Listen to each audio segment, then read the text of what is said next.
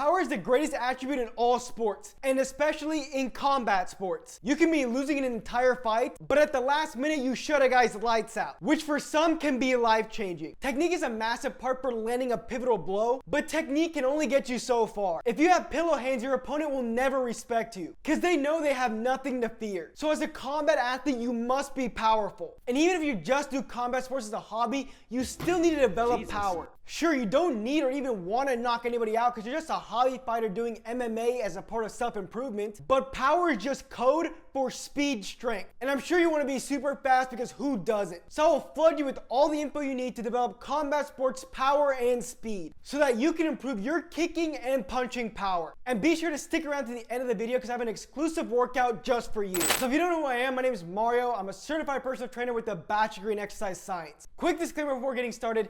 All the info I give you applies to any kind of athlete of any sport who's looking to improve their vertical jump, speed, and power. So there's tons of value here for any kind of sports athlete. So if you ever get any value from this video, please be sure to hit the like button so it can reach other people who need to see this video. Plus, if you don't like this video, I'll send Leon Edwards to your house so he can heck kick you in the face. It's called kicking and punching power and not kicking and punching strength for a reason. This can be explained by skinny fighters who can shut a dude's lights out and bodybuilders who punch like this or this. Regarding punching and kicking power, it's about generating a high amount of force in a small period of time. Meaning it's more about how fast you can generate force and not how much. Contradictory to popular belief. Power is rate of force development or how fast you can generate force. While strength is peak force development or how much total force you can produce independent of time. Explained by powerlifters who take about an hour to lift the weight up, but hey, they lifted the weight up. Come on. Push. And power and strength are very different things. You've got super skinny basketball players like Ja Morant jumping almost 50 inches off the ground, so they're super powerful, but you won't see him squatting anywhere near 315 pounds. While a strong man can squat 700 pounds, but doesn't have a 50-inch vertical, is super slow and actually struggles to move themselves. The truth is, Ja Morant is stronger than a powerlifter. Well, that's a little misleading, so let me explain. All right, so we're gonna take a look at this graph here. The black line represents a plyometrically trained athlete. I'll get into what plyometrics are later in this video, but for right now, you need to know that plyometrics increase your rate of force development. So a rate of force development trained athlete is the black line, while the purple line is like a power lifter. So when you look at their total force developed through the first 200 milliseconds of any movement, the purple star represents the power lifter, the black star represents the athlete. The plyometrically trained athlete is stronger at the first 200 milliseconds than the power lifter. Sure, the power lifter later on becomes stronger than the plyometrically trained athlete. But if you look at how quick they can develop force, which is at 200 milliseconds, the explosive ballistic trained athlete or the plyometrically trained athlete is actually stronger. It takes between 500 and 1,000 milliseconds or half a second to a full second to generate peak force. And when participating in sports, you never have nearly that much time to generate force. Almost all sports movements occur between 200 milliseconds and 300 milliseconds. So you better be fucking strong in that time frame, which is why developing power is how fast you can generate force and not how much. However, you still must be able to generate a lot of force in order to generate force fast. Rate of force development is like a percentage of your peak force. Maybe before doing exercise that improve your ability to generate force fast, your rate of force development is like 10% of your peak force. And after 3 months of training, you're able to improve it to 30% of your peak force. Sure, it's better, but if your peak force isn't high, 30% of your peak force is still going to be pretty low. So even if you're an athlete in a sport with a very minor strength component, but a massive power component, you still must be doing strength and resistance training. But it's pretty clear on which would be more important. A punch to knock someone out is not putting all out force to KO the guy most of the time anyways. Regarding combat sports, most people don't actually know that it's the shots you don't see coming that knock somebody out. If a fighter sees a punch coming, he can brace for it. It's the ones they don't see coming that lead to the craziest KOs. How do you think my best friend Leon Edwards knocked out Kamaru Usman? Or how another friend of mine, because I was on his Instagram once, Charles Oliveira, knocked out Michael Chandler? And the most famous one, how do you think Conor McGregor knocked out Jose Aldo? These knockouts illustrate the benefits of speed, but also the rate of force development side as well. They don't wind up and take a bunch of time to generate force, because then the opponent would see it coming, so they can not only block it and avoid it, but they could brace for it. All the knockouts I mentioned have great rate of force development, so they're able to generate high force in a small time frame, which led to their knockouts. Over-reliance on power or strength is the biggest problem I see athletes having when they want to improve punching power, their sprint speed, their vertical jump, whatever it may be. You have some people who believe that power and rate of force development exercises has to be the only thing you are doing and strength training just makes you slow. These are the people who exaggerate strength and resistance training to like a bodybuilder level, so they think it makes you slow and stiff. But then you have other people, mainly bodybuilders, who think their strength training will make them fast. These are the same people who make those stupid bodybuilders or athletic videos in which they think they're proving a point. Well, both groups are super wrong. There are two components that allow us to sprint, jump, run, kick, you name it. The active muscular component and the neuromuscular component. So many people think it's just the neuromuscular component when the active muscular component is just as important, aka building muscle, which will help you build strength. This is going to be developed through athletic bodybuilding and strength programs, and I even made an entire video going over this topic, which is weightlifting for MMA athletes. If you are not strong, if you have no muscle, you are diminishing your power potential. If you have two athletes, one who only squats 1 times their body weight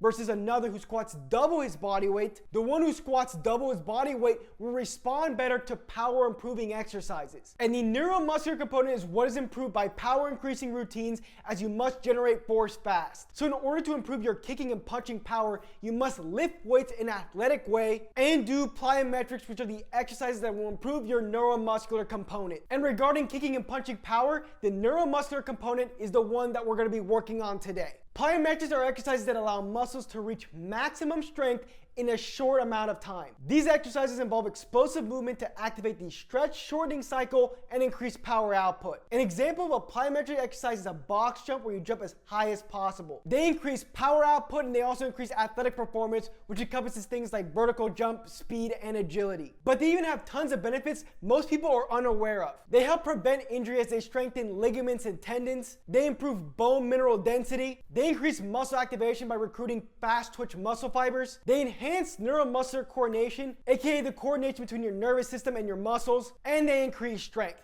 If you are going through a plateau with your strength, plyometrics will help you a ton, as they will help you get out of the bottom of a movement, which will therefore increase your strength. Before starting plyometrics, there are some guidelines you must know. First being, you must progress gradually. If you're just starting fighting, do you just jump into hard sparring?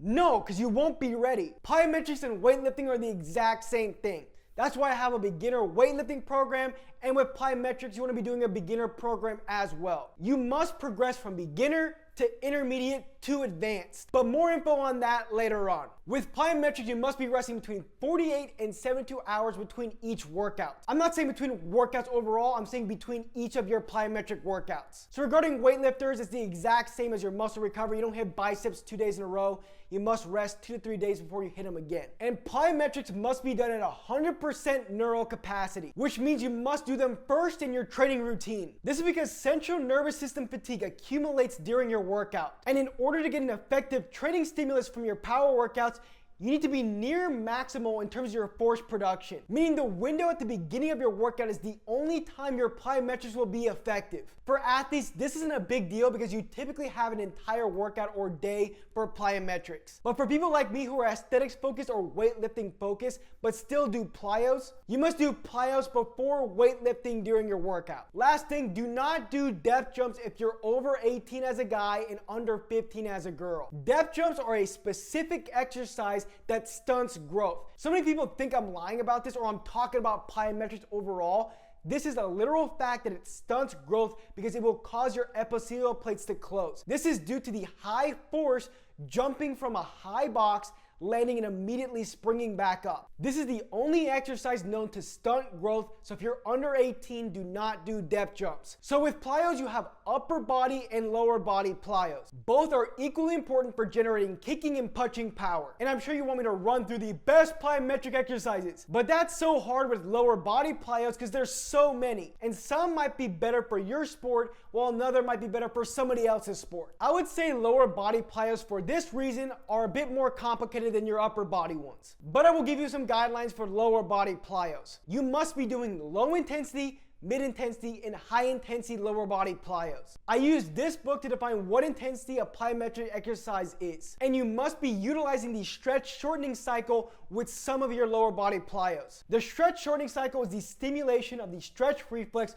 which is truly what allows us to facilitate a maximal increase in muscle recruitment in a minimal amount of time. The stretch reflex is essentially the tendon's ability to work as a spring. When you think about a spring, the longer you expand it, once you let go, the more force it will be let go with. Exercises like a pogo hop or a depth jump, which I addressed earlier, where you transition from the eccentric part of a movement and then quickly go into the concentric, is what works this. While for upper body plyos, there are two main ones you want to be doing for MMA. I group them as a chest throw variation or an upper body throw and a rotation plyometric, with the rotation plyometric being the most important. Many people think the most important muscle for punching and kicking are the arms or the legs, but they're just along for the ride and ultimately are just where all the energy you generated is released. The arms and legs are like the wheels on a car.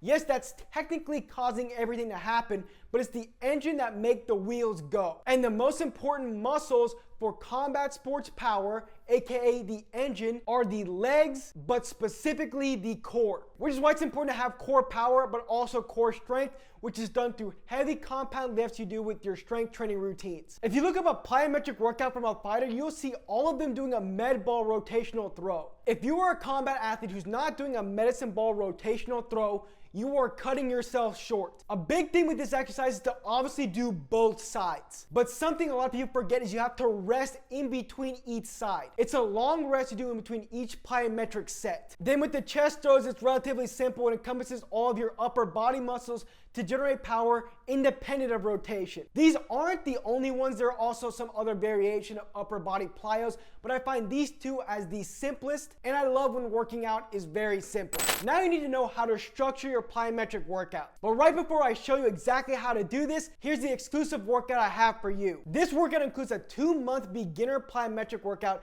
and then an intermediate to advanced plyometric workout after you're done with that 2-month period. And you get a brand new advanced plyometric workout every 2 months. This will ensure you have the neuromuscular component of an elite athlete down, but it also has a workout to make sure you have the active muscular component of an elite athlete down as well. This is all part of my 120-day peak athleticism package. And as a part of this video, you get an awesome deal. Check out the link in the description for the peak athleticism package and use code COMBAT at checkout for 30% off. If you know anything about workouts, this is dirt cheap. Not only do you get a ton of plyometric workouts, but a weightlifting workout as well, plus a strength workout and a cardio routine. You literally have everything. So check out the link in the description and take advantage of this offer while it's still available. So warming up with plyos is just like your leg day routine. 5 to 10 minutes of light intensity cardio, then you do your dynamic stretches for your legs, but then I personally add sub-maximal plyos as part of my warm-up right after this. Sub-maximal plyos are like rhythmic hops, skips, but what I like the most are jump rope or jumping jacks, as they prepare your tendons for high intensity,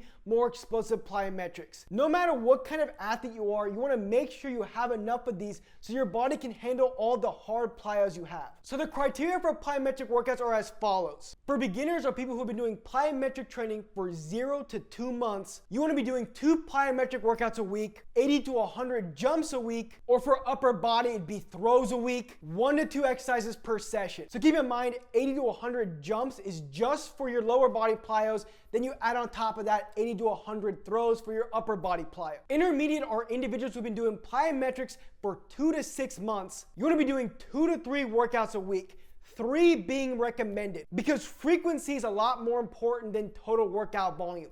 A person who does 3 workouts a week, even for the same amount of jumps and throws, will improve much faster and get better results than someone who just does 2. So for intermediate, you want to be doing 100 to 120 jumps / throws per week, 2 to 3 exercises per session. And advanced are people who've been doing plyometrics for over 6 months. You want to have 3 plyometric workouts per week, 120 to 140 jumps / throws per week, 3 to 4 exercises per session. And the plyometric rep ranges and rest time are 2 to 6 reps per set. I typically recommend 4 to 6 reps with 2 to 3 minutes rest between each set. And each one of your plyometric workout routines should last between 6 to 10 weeks, then you change it. So many people think that it's weird to change your workouts because you can't progressively overload. But you have to give your body a new adaptation. If not, it won't respond. Plus, you can't gear your training for other adaptations. Imagine you've had a workout with just box jumps and you did that over and over and over again. You need to be able to do plyometrics laterally too, because you move laterally in the game. If you don't change your workouts, not only will your training get boring and repetitive, but you will plateau and not progress. Remember to check out my peak athleticism package and use code COMBAT at checkout for 30% off. And you need to be able to weight lift as an MMA fighter to maximize your potential. Be sure to check that video out.